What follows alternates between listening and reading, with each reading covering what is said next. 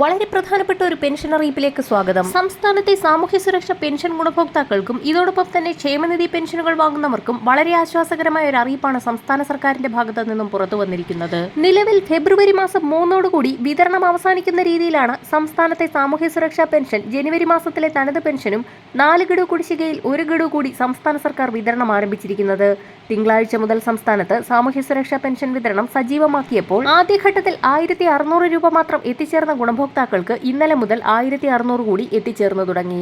വീടുകളിൽ പെൻഷൻ തുക സ്വീകരിക്കുന്ന ഗുണഭോക്താക്കൾക്ക് സഹകരണ സംഘം ഉദ്യോഗസ്ഥർ വഴി ഇന്നു മുതൽ വിതരണം സജീവമാക്കും. ഈ സാഹചര്യത്തിലാണ് പെൻഷൻ ഗുണഭോക്താക്കൾക്ക് ആശ്വാസ വാർത്ത എത്തിയിരിക്കുന്നത്. വിധവാ പെൻഷനുകൾ, വാർദ്ധക്യകാല പെൻഷനുകൾ, ഭിന്നശേഷി പെൻഷനുകൾ, അവിവാഹിത പെൻഷനുകൾ, കർഷക തൊഴിലാളി ക്ഷേമനിധി പെൻഷനുകൾ കൈപ്പറ്റുന്ന ഗുണഭോക്താക്കളിൽ 2024 ഡിസംബർ മാസം വരെ കൃത്യമായി ആനുകൂല്യം മുടങ്ങാതെ എത്തിച്ചേർന്നവർക്ക് സർക്കാർ പ്രഖ്യാപിച്ചിട്ടുള്ള കുടിശ്ശിക ഗഡുവും അക്കൗണ്ടുകളിലേക്ക് എത്തിച്ചേരുന്നു. 3 മാസത്തെ കുടിശ്ശികയിൽ 2 മാസത്തിലെ പെൻഷൻ തുക പുതിയ സാമ്പത്തിക വർഷം മുതൽ വിതരണം ആരംഭിക്കുന്നു എന്നുള്ള ധനവകുപ്പിന്റെ ഏറ്റവും പുതിയ അറിയിപ്പാണ് ഇപ്പോൾ പുറത്തു വന്നിരിക്കുന്നത്.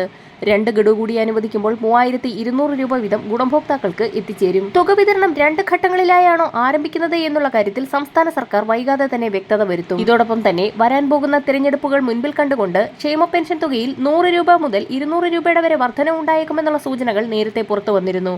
എന്നാൽ നിലവിലെ സംസ്ഥാന സർക്കാരിന്റെ സാമ്പത്തിക പ്രതിസന്ധി കണക്കിലെടുത്ത് പെൻഷൻ തുകയിൽ 1700 രൂപയിലേക്ക് ഉയർത്തുന്ന രീതിയിലാണ് നടപടികൾ ആരംഭിച്ചിരിക്കുന്നത്. ഇത് സംബന്ധിച്ചുള്ള അന്തിമ ചർച്ചകൾ സംസ്ഥാന സർക്കാരിന്റെ ഭാഗത്തു നിന്നും സജീവമായിക്കൊണ്ടിരിക്കുകയാണെന്ന് ധനമന്ത്രി കഴിഞ്ഞ ദിവസം വാർത്താ മാധ്യമങ്ങളോട് വ്യക്തമാക്കിയിരുന്നെങ്കിൽ പോലും നിലവിൽ നൽകിക്കൊണ്ടിരിക്കുന്ന പെൻഷൻ കൃത്യമായി തന്നെ മുടക്കം കൂടാതെ വിതരണം ചെയ്യുക എന്നുള്ളതാണ് സംസ്ഥാന സർക്കാരിന്റെ ലക്ഷ്യമെന്നും വ്യക്തമാക്കിയിരുന്നു. വാർഡ് അടിസ്ഥാനമാക്കിയുള്ള പരിശോധനകൾ കൂടുതൽ കർശനമാക്കുന്നതോടുകൂടി വലിയൊരു വിഭാഗം അനർഹർ പെൻഷൻ പട്ടികയിൽ നിന്നും പുറത്താക്കപ്പെടുന്നത് നിലവിലുള്ള പെൻഷനും വർദ്ധിപ്പിച്ച പെൻഷൻ തുകയും കൃത്യമായി വിതരണം ചെയ്യുന്നതിന് സംസ്ഥാന സർക്കാരിന് സഹായകമായി തീരും. എന്നാൽ വിധവ, വാർദ്ധക്യ, ഭിന്നശേഷി പെൻഷനുകളിൽ 8 ലക്ഷത്തോളം വരുന്ന കേന്ദ്രവിഹിതം കൂടി ചേർത്ത് പെൻഷൻ തുക സ്വീകരിക്കുന്ന ഗുണഭോക്താക്കൾക്ക് പെൻഷൻ തുകയിൽ ഇത്തവണയും കുറവ് വന്നിരിക്കുകയാണ്. കേന്ദ്രവിഹിതം കേന്ദ്രം നേരിട്ട് ഗുണഭോക്താക്കളുടെ ആധാരധിഷ്ഠിത ബാങ്ക് അക്കൗണ്ടുകളിലേക്ക് വിതരണം ചെയ്യുമെന്ന് പ്രഖ്യാപിച്ചിട്ടുണ്ടെങ്കിൽ പോലും ഗുണഭോക്താക്കൾക്ക് നാളിതുവരെ തുക എത്തിച്ചേർന്നിട്ടില്ല. ഇത് സംബന്ധിച്ചുള്ള സുപ്രധാന തീരുമാനങ്ങൾ വരും ദിവസങ്ങളിൽ സംസ്ഥാന സർക്കാരിന്റെ ഭാഗത്തു നിന്നും പുറത്തുവരുന്ന സാഹചര്യത്തിൽ വാർത്ത നിങ്ങളിലേക്ക് ഷെയർ ചെയ്യുന്നതായിരിക്കും.